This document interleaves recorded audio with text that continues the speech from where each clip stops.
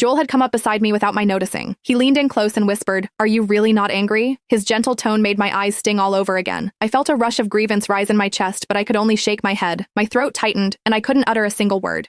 Joel, however, looked relieved. "I knew you'd be the sensible one. You never get upset over the little things. Actually, there's something I wanted to talk to you about." He turned his head away, avoiding my eyes. "We should postpone the wedding next week. I promised your sister that I'd take her to see the northern lights at Aurora Bay once she turns 18. Now that her birthday's over, she won't stop begging me to keep my promise. So, I thought, why not take the whole family along for a trip? What do you think? The invitations haven't gone out yet. It's just a wedding, so pushing it back a few days won't matter," he said with a faint smile and a hint of affection in his eyes. My heart went cold.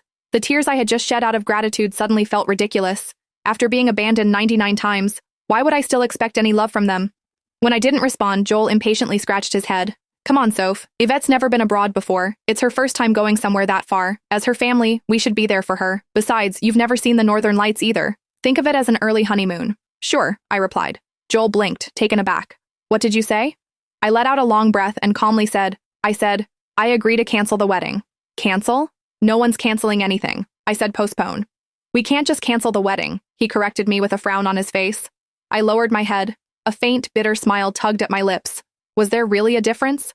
As long as Yvette was around, she would never let our wedding happen. She couldn't stand me, and she coveted everything I had. I had known that since we were children. No matter how hard I fought, I could never win. My family's favoritism was her greatest weapon, and it was the reason she could keep me under her heel all these years. Now even my fiancé had joined her side. My eyes burned, and a familiar itch started to spread across my skin. The mango juice was finally taking effect. I nodded lightly and turned to go upstairs. There was allergy medication in my room, and I needed to take them before the reaction got worse. "Are you upset because I'm going to Aurora Bay with Joel?" Yvette's voice came from behind me, dripping with false innocence. I ignored her and kept walking. Yvette had always been that way. Even if I did nothing, all she had to do was cry or pout in front of our family and everyone would rush to defend her. Joshua was the first to lose his temper. "That's enough, Soph. Didn't you hear Vivi talking to you? One moment you say you're not angry, and at the next you're giving everyone an attitude. Is this how you treat your family?" I didn't answer him. Such baseless accusations had filled my entire childhood, and I'd long since learned to face them without showing any emotion. But just as I set foot on the second floor landing, a sharp pain shot through my scalp. Someone had yanked my hair from behind. Joshua yanked my hair so hard that I stumbled down the stairs. "Vivi's an adult now. You can't just ignore her feelings like you used to." I fell to the floor, and pain shot through both my knees.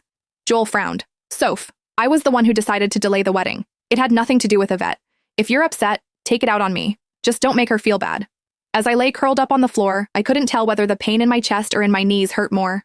"Don't be mad at Sophia," Yvette said, wiping the corners of her eyes. "It's all my fault. I shouldn't have turned 18 so soon. If I had waited a little longer, then the trip wouldn't have clashed with her wedding." I caught